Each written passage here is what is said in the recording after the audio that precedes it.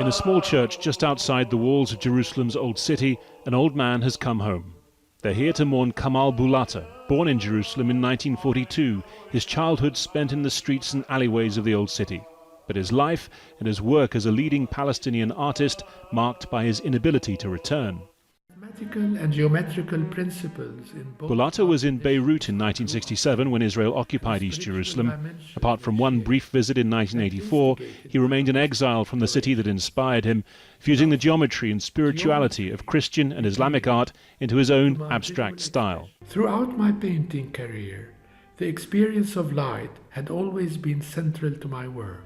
Perhaps it is the light of Jerusalem that I have been seeking to recapture all along. Under Israeli law, Palestinians who were outside of East Jerusalem when the occupation started were stripped of their right to come back to their homes.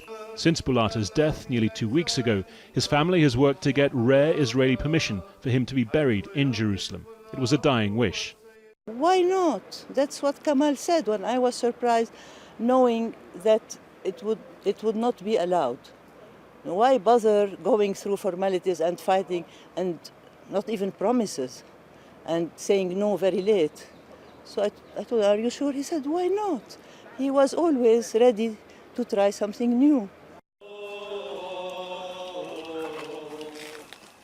Last week there was a memorial service in Berlin where Boullata had been living and working since 2012. He'd also lived in Italy, Lebanon, Morocco, the US and France.